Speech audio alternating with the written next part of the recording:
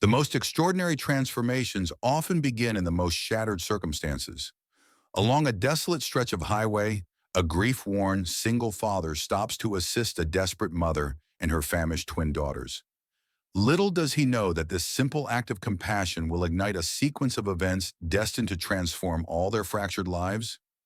This narrative extends beyond the repair of vehicles or the restoration of forgotten aspirations. It's about discovering family in the most unexpected places and the quiet, determined affection that constructs a sanctuary where once stood only emptiness. Continue reading, for each chapter brings you closer to a wonder crafted from hope, courage, and renewed possibilities. For those who believe in compassion's power, devotion, and fresh beginnings, we welcome you to our circle. Subscribe to join a journey where everyday gestures lead to remarkable transformations. Now our story unfolds. The Mitchell Automotive Shop had once stood as the jewel of Route 37, a modest yet proud establishment in a community so diminutive that cartographers rarely bothered to include it. Today it resembled an abandoned relic, with flaking paint, a crooked sign reading Mitchell Automotive, founded 1971, and a gravel yard overtaken by weeds. Inside lingered the scent of motor oil, sun-damaged leather, and the thick, sweet dust that only years could deposit. Jack Mitchell wiped his palms on a tattered rag and leaned against the workbench, examining the framework of a 1967 Mustang he'd been reconstructing for months. It wasn't merely an automobile, it represented a silent pledge he maintained to himself, a method of keeping ancient dreams alive when everything surrounding him had grown still. Behind him, in the workshop's farthest corner, sat a child, a slender figure hunched over a worn notebook, pencil moving silently across the page. Michael, 8 years old, Jack's son, and the center of a universe that had otherwise disintegrated 2 years prior when death claimed too much too swiftly. Michael rarely spoke nowadays. Some mornings he wouldn't even acknowledge when Jack placed breakfast before him. The boy existed within his illustrations, detailed drawings of automobiles, engines, and occasionally, if examined closely enough, a small cottage with smoke rising from its chimney. A home existing nowhere except in pencil strokes and quiet aspiration. Jack returned to the Mustang and traced his hand along its dusty hood. Locals claimed he wasted his time. They argued there was no purpose in restoring an old vehicle when not even customers remained to appreciate it. But they failed to comprehend this wasn't about business. It concerned proving to himself, to Michael, to the vacant spaces where joy once dwelled, that certain things could be reconstructed even when everything suggested surrender was simpler. A warm breeze swept through the open garage doors, carrying the aroma of wild sage and distant rainfall. Jack dabbed his forehead and gazed down the empty expanse of Route 37. Nothing save dust devils and the low drone of insects. Summer in Nevada. He sighed and glanced at the timepiece nailed crookedly above the doorway. 2:45 p.m. Nearly time to deliver the 1965 Mustang to a collector near Carson City. A rare, profitable job if he could get the vehicle running smoothly enough for the journey. He hated leaving Michael alone, even briefly. But Mrs. Jameson from the diner down the road had promised to check in. Still, Jack's instincts troubled him. Michael trusted few people anymore. In truth, neither did Jack. He removed his work gloves and grabbed the keys from the nail by the entrance. The Mustang roared to life immediately, a small, persistent miracle.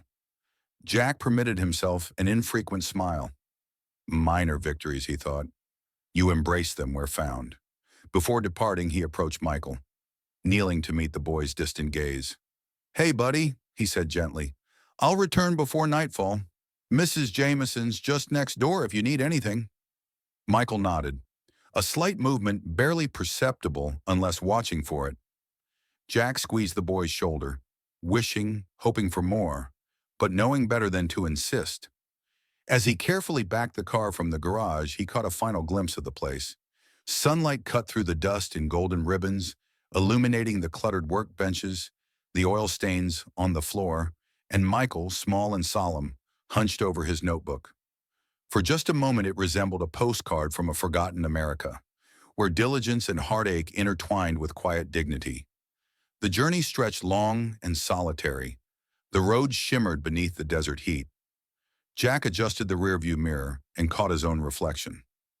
Lined face, weathered skin, gray flecking his temples. Not unlike the garage itself. Weathered, worn, but still standing. Halfway down Route 37, he noticed movement ahead. A damaged station wagon pulled off to the side, hood raised, steam curling skyward like a distress signal. Beside it, a woman waved frantically, her other arm holding two small girls close. Jack's heart sank. He guided the Mustang onto the shoulder and stepped out, the door protesting with a creak. The woman appeared young, early 30s perhaps, her jeans dusty, a threadbare t-shirt clinging to her frame. The girls seemed even smaller than Michael had been when life first knocked him sideways. Twins, wide-eyed, hungry-looking. The woman's voice cracked when she spoke. "Please, we've been stranded for hours.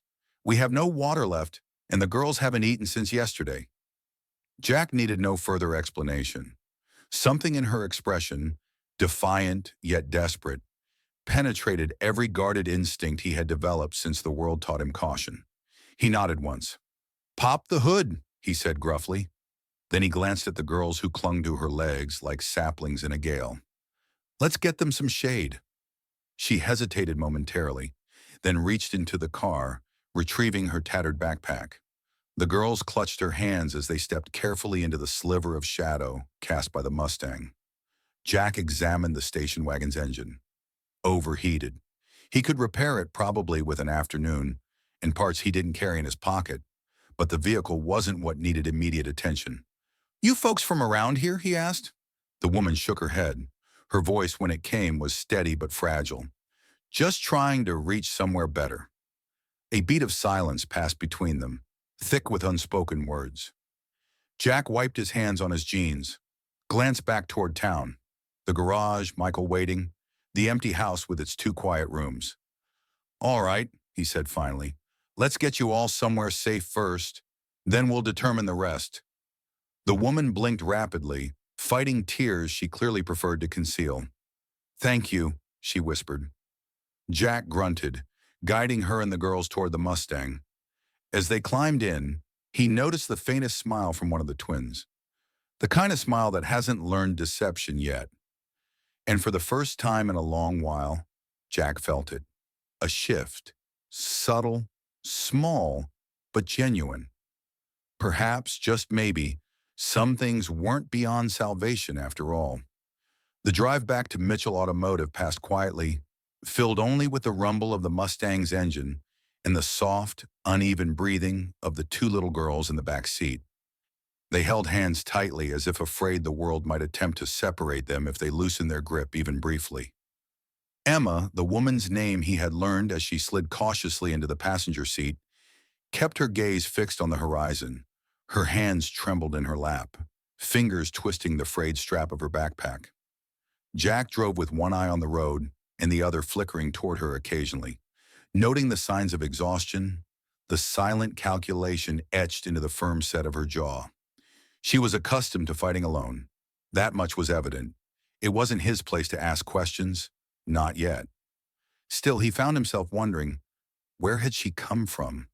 What circumstances had transformed this woman and her two tiny daughters into refugees on the shoulder of a forgotten highway? The Mustang rumbled over the dusty road, past sun-bleached fields and crumbling fence posts. Out here, there weren't many second chances. You either managed with what you possessed or you didn't survive at all. When they pulled into the gravel lot of the garage, Michael remained exactly where Jack had left him, sitting cross-legged near the workbench, his notebook balanced carefully on his knees. He didn't look up immediately, but Jack observed the subtle tensing of his shoulders, the way his pencil paused mid-sketch. Michael noticed everything. He just didn't always know how to process what he noticed. Jack parked the Mustang and switched off the ignition. Dust settled around them like fine mist. "We'll get you situated," he said gruffly to Emma. "You and the girls. It's not much, but it's safe." Emma nodded, Her eyes glistening with unshed tears she refused to release. She helped the twins from the car, one girl clutching a tattered teddy bear, the other dragging a worn blanket that had seen better decades. Michael watched from his perch, silent and wary. Jack crouched to the twins' level. "Are you hungry?" he asked gently. They nodded in perfect unison. He gestured toward the garage's side door. "There's a small kitchen through there. Got some beans and bread. Maybe a slice of pie if Mrs. Jameson left anything behind." Emma hesitated, glancing back at Jack as if waiting for the catch. When none appeared, she guided the girls through the door with a soft, murmured, "Thank you." That seemed to cost her more pride than she could afford. Jack followed moments later, walking past Michael without needing to speak a word. Michael closed his notebook and trailed behind, his bare feet making no sound on the concrete floor.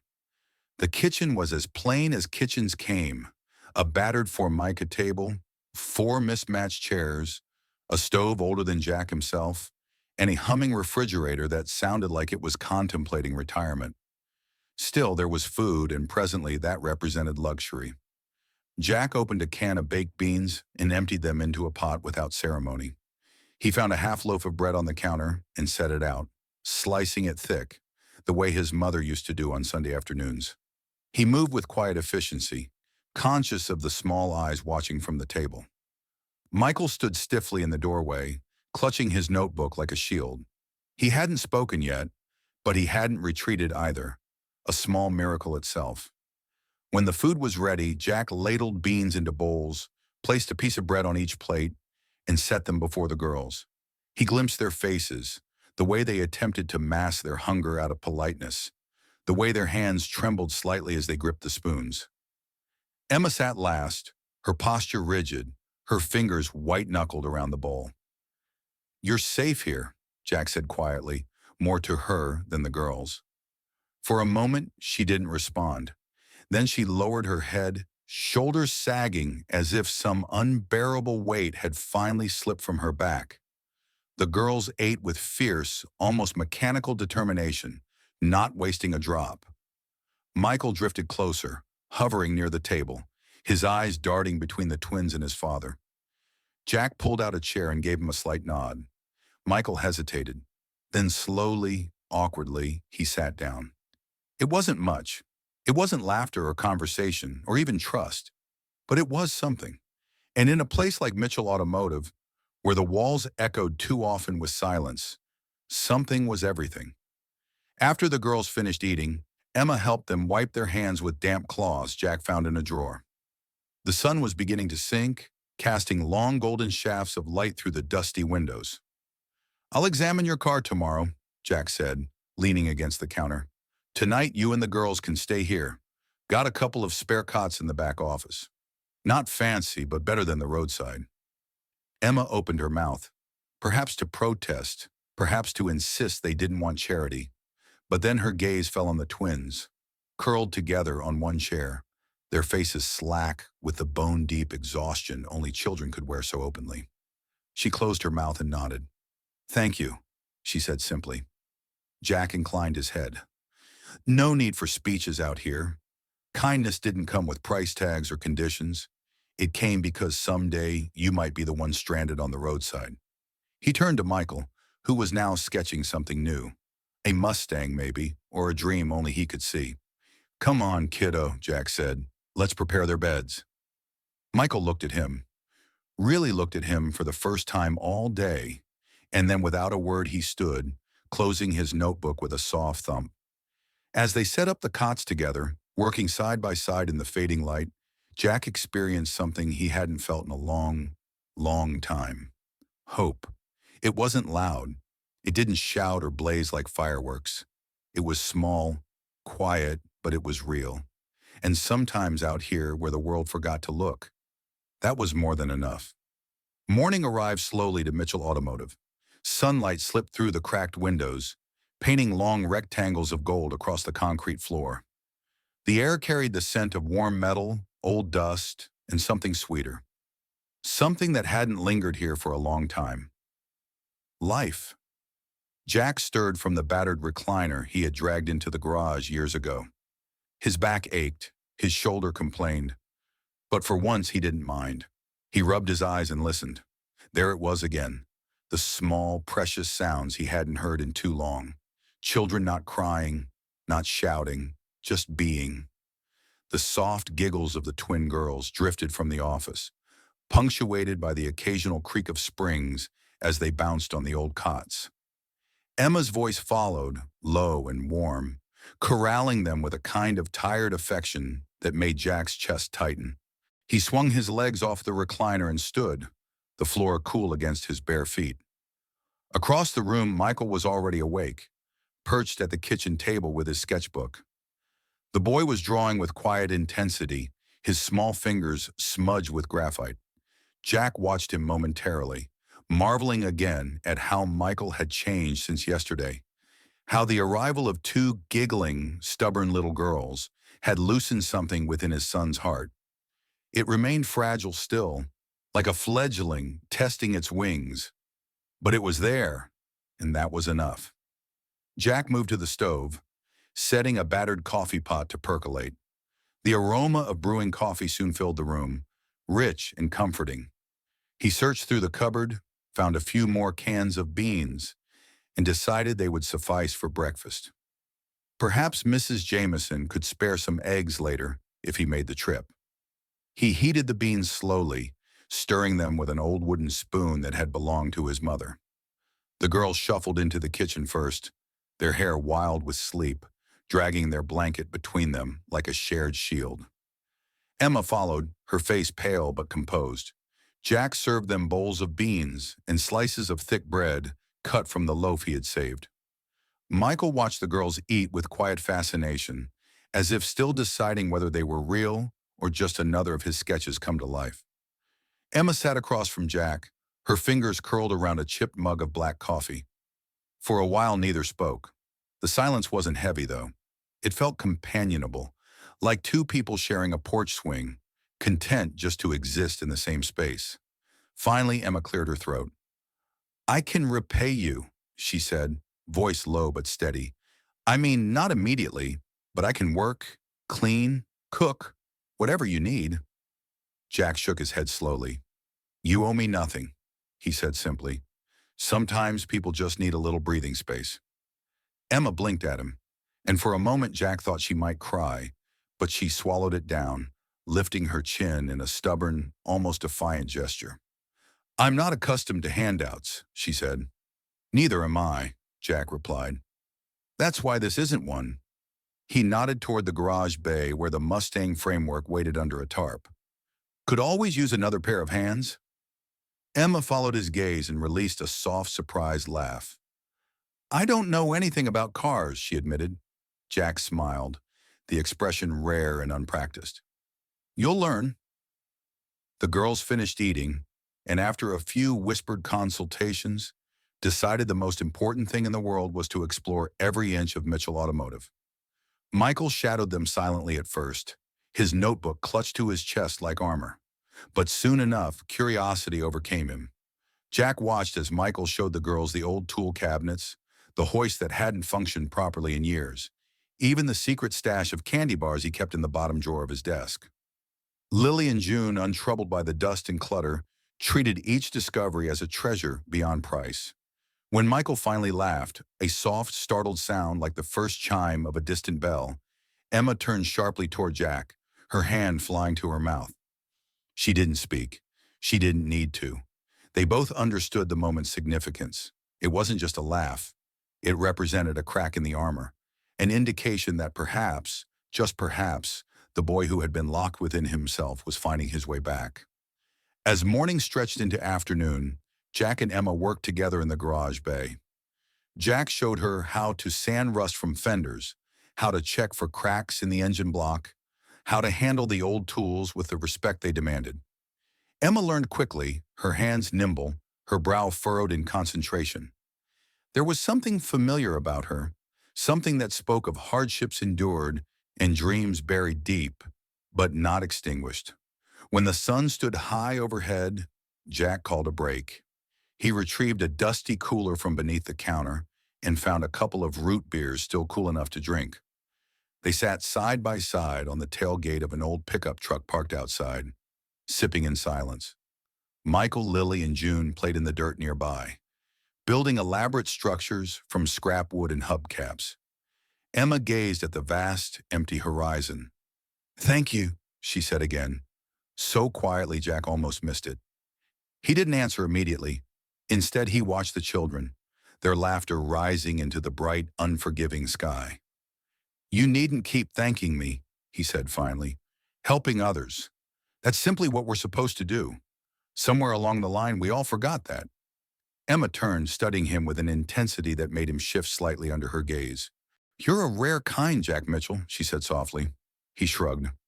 "Just stubborn, mostly." But deep inside, he knew stubbornness had nothing to do with it. It was hope. It was believing that even here amid the dust and ruin, good things could still grow, perhaps even miracles. Evening at Mitchell Automotive carried a tranquility you couldn't purchase anywhere else. The sun melted behind the distant hills, leaving the sky streaked with orange, pink, and fading blue. The air cooled just enough to lift the dust from the ground and let it dance like gold threads in the waning light. Jack leaned against the frame of the garage bay, arms crossed loosely over his chest, watching the children with a quiet, almost sacred satisfaction. Michael, Lily, and June crouched near an old tire pile, huddled over a game that only they seemed to understand. Their heads bent close together, their laughter rising and falling like birdsong in the dusk. For the first time in years, the garage wasn't silent, and that, Jack thought, was the true miracle. Emma had disappeared into the storage room earlier, searching for blankets and pillows. Jack heard a clatter, followed by a soft curse under her breath. He pushed away from the doorframe and made his way inside, curious. The storage room was a cluttered time capsule, crates of forgotten parts, shelves sagging under the weight of dusty manuals, and tucked away in the farthest corner. A battered leather trunk Jack hadn't opened in more than a decade. He found Emma kneeling by the trunk, her hands covered in dust, a peculiar smile tugging at her lips. "Hope you don't mind," she said, brushing a stray hair from her forehead. "I found some extra blankets in this." She held up a boxy old Polaroid camera, the kind Jack remembered his father using when taking a photograph still felt like capturing a piece of magic. Jack chuckled low in his throat. "Thought that thing died years ago." Emma inspected it, tilting it back and forth. "Looks like it just needs some attention. Mind if I try it?" He shrugged, feeling the strange warmth of nostalgia settle into his bones. "Help yourself." Outside, the sky deepened into twilight, the first stars beginning to prickle the vast expanse above. The children were still playing, their energy seemingly endless, their imaginations boundless. Emma adjusted the camera, tapped the side once for good measure, then peered through the viewfinder. "All right, everyone, gather up," she called. Lily and June immediately scampered toward her, Michael following more slowly, hesitant. Emma knelt to their level, arranging them like little figurines. Michael in the middle, Lily on one side, June on the other. The girls wrapped their arms around Michael without hesitation. And to Jack's amazement, Michael didn't pull away. He appeared stiff, uncertain. But there was something else there, too. Something unfurling in his guarded heart. "Say cheese," Emma encouraged. Three small voices blended into one ragged chorus, and Emma pressed the button. The Polaroid clicked, whirred, and ejected a white square. Emma fanned it carefully, watching as the image began to materialize. When the colors finally bloomed on the glossy surface, even Jack had to catch his breath. There they were, three children entwined in an imperfect, beautiful tangle of arms and smiles, the dusty Mustang in the background, the setting sun crowning them like angels in a forgotten cathedral. Emma offered the photo to Jack with a gentle smile. "You should keep this," she said. Jack accepted it, cradling the picture like something fragile and irreplaceable. He didn't speak. Couldn't really. The lump in his throat was too substantial. Instead, he walked back into the garage, found a battered corkboard above the workbench, and pinned the photo there, right in the center where it couldn't be overlooked. A new beginning captured in a single heartbeat. Later that night, after the girls had curled into each other on their cot, and Michael had fallen asleep clutching his sketchbook, Jack and Emma sat side by side outside the garage, their chairs tilted back, their boots resting on an overturned crate. The stars overhead stretched out like spilled sugar, endless and shimmering. Jack tilted his head back, letting the night's coolness wash over him. "It's been a long time since this place felt alive," he murmured. Emma sipped from an old enamel mug filled with weak coffee and nodded. "You created something good here," she said. Jack huffed a dry laugh. "Built it for a life that no longer exists." Emma was quiet momentarily. Then she said, "Maybe it's not about constructing a life. Maybe it's about building moments. Good ones. Enough of them strung together. Maybe that's all life really is." Jack turned to look at her, the lines around his eyes softening. "You always talk like that?" he asked, a trace of a smile tugging at his mouth. "Tch," she smiled back, the edges of her weariness softening for the first time. "Only when I'm running low on sleep." They sat in comfortable silence afterward, listening to the occasional creak of the garage cooling in the night air, the soft breathing of children through the open windows. Before retiring, Emma wandered back into the garage, returning a few minutes later with the Polaroid in hand. She had taken another photo. It was a shot of the garage itself. Mitchell Automotive, established 1971. With the light from the window spilling onto the dusty lot, the Mustang's gleaming hood just barely visible through the open bay door. Emma pinned it next to the first photo, the children's photo, and beneath it in shaky but determined handwriting, she wrote, "Home isn't a place, it's the people who believe in you." Jack stood back and stared at the two photographs for a long time after Emma had gone inside. The garage remained battered. The Mustang was still far from finished. Michael still carried scars no one could see. But perhaps, just perhaps, they were beginning something that mattered more than any of that. Maybe they were building something new. Something you couldn't lose. Not ever again. The morning light poured into Mitchell Automotive like a slow-moving river, soft and golden, brushing everything it touched with a kind of reverence. The dust motes floated lazily through the air, caught in sunbeams that made the old place appear almost sacred. Michael sat cross-legged on the concrete floor, sketchbook balanced on his knees, a stub of pencil working steadily across the page. Occasionally, he would glance up, watching the twins as they plotted some grand adventure among the abandoned tires and spare parts. Jack leaned against the doorframe, a chipped coffee mug cradled in his hands, his heart strangely full. He could feel it, that slow thaw, that cautious, creeping hope that maybe, just maybe, they were all finding their way back to the world. Emma appeared beside him, tucking a loose strand of hair behind her ear. "They're good for him," she said quietly. Jack nodded. "They're good for all of us." After breakfast, more beans, more bread, with the promise of better fare once they reached town, Lily and June discovered the old bicycle. It was a relic, even by Mitchell Automotive standards.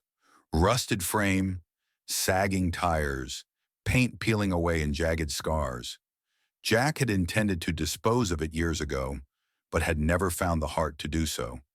The twins dragged it into the middle of the yard like pirates uncovering buried treasure. Michael watched from the steps, his pencil forgotten on the ground. Lily and June knelt around the bicycle, conferring in whispers, while Emma rummaged through a box of odds and ends and emerged with a length of bright red ribbon, frayed at the edges, but still vibrant. She handed it to the girls with a wink. "Every good bike needs a little magic," she said. The twins giggled and set to work, tying the ribbon around the handlebars, the frame, even the battered seat until the whole thing resembled some kind of whimsical chariot. When they finished, they stepped back, beaming.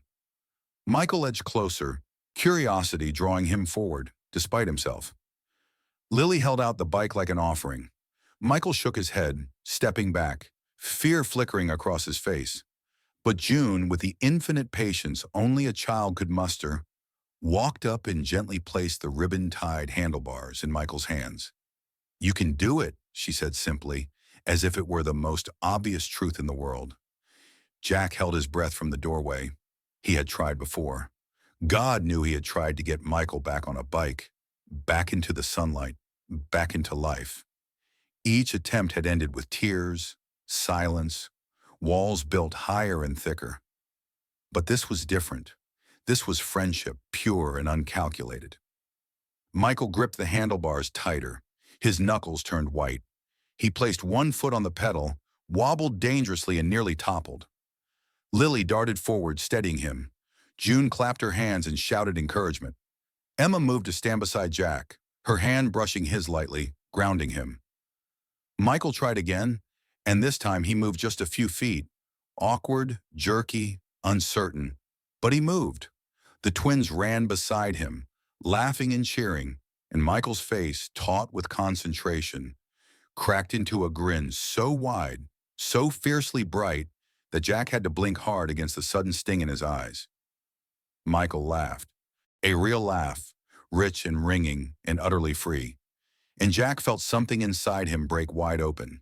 Not grief, not fear, joy, pure and sharp and unexpected. He heard Emma's breath catch beside him and knew she was feeling it too. That rare, precious miracle of watching a wounded heart choose to live again. When Michael finally skidded to a halt, tumbling sideways into a heap, the girls pounced on him, squealing with triumph. Michael sat up, brushing dirt from his jeans, and looked at Jack. For the first time in 2 long, aching years, he smiled directly at his father. Jack swallowed hard. "Good job, buddy," he said, his voice rough. Michael ducked his head, embarrassed but glowing. The twins helped him up, chattering excitedly about races and obstacle courses they planned to build. Emma bent down and retrieved the red ribbon, now dirty and trailing in the dust. She wound it loosely around her wrist, a quiet reminder of what had just occurred. "Never underestimate the magic of a little red ribbon," she murmured, smiling. Jack chuckled, the sound unfamiliar in his own throat. "I think it had much more to do with the company he kept." Emma looked at him, then really looked, and for a heartbeat the world narrowed to just the two of them. 2 damaged souls standing in the middle of a forgotten place, watching hope take root in the most unlikely soil.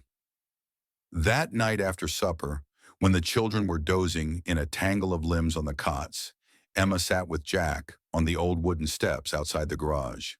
The stars above them were endless, sharp as diamonds against the velvet dark. Emma played with the ribbons still tied around her wrist, her fingers tracing lazy patterns. "You know," she said softly, "I spent a long time thinking that once something was broken, it stayed that way." Jack leaned back, the creak of the step familiar under his weight. "Yeah," he said, "I know that feeling." Emma twisted the ribbon once, twice. "But maybe," she said almost to herself, "maybe it's not about restoring things to their original state. Maybe it's about finding a new way to fit the pieces together." Jack was quiet for a long moment. Then he said, "That's what a good mechanic does. You don't always have the perfect parts. Sometimes you need to improvise. Weld things stronger at the broken places." Emma laughed low and warm. "I like that," she said. "Welding the broken places." They sat together, the silence between them full of possibilities.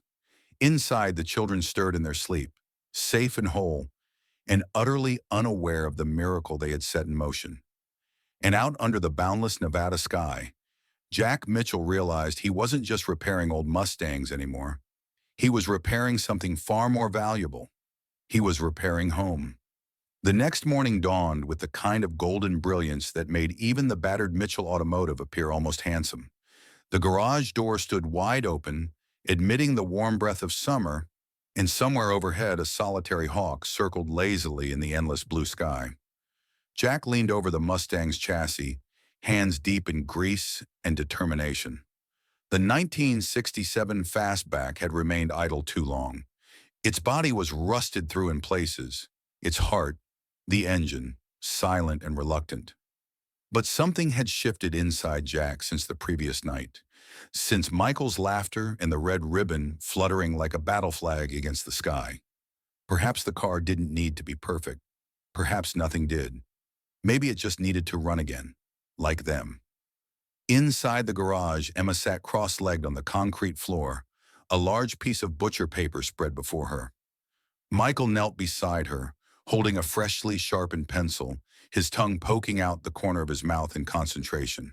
Lily and June hovered nearby, offering enthusiastic advice about flames along the sides and cool secret compartments for snacks.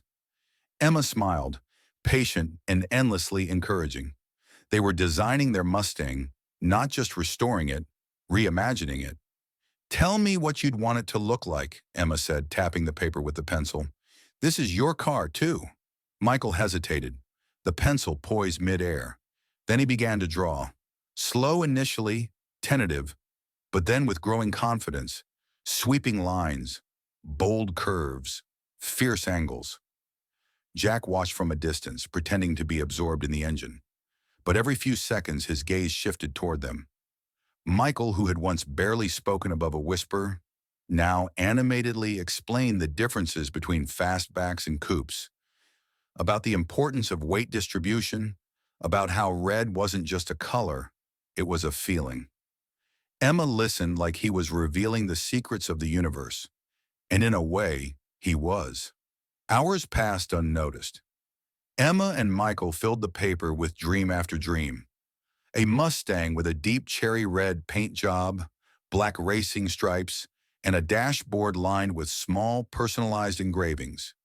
Little stars, initials, and even a tiny sketch of a dinosaur. "For good luck," June insisted. Lily lobbied hard for rainbow headlights. Michael solemnly promised to consider it. Jack chuckled under his breath. Maybe it wasn't the car restoration the purists at the county fair would expect, but it was a restoration of something much more important, a family, a future. Later, as the sun began its slow arc toward the western hills, Jack called everyone together.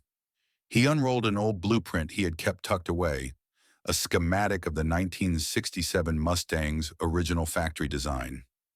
Side by side, they compared the factory lines to the wild, imaginative design Michael and the girls had created. It was messy. It was imperfect. It was glorious. Jack tapped the drawings with a calloused finger. "All right," he said gruffly. "If we're going to do this, we do it properly, piece by piece." Michael's eyes lit up and Lily clapped her hands. Even June, who had grown momentarily distracted chasing a moth, ran over, her hair flying like a wild halo around her face. Emma looked up at Jack, her smile quiet but fierce. In that moment, Jack realized something vital. It wasn't about restoring what was lost.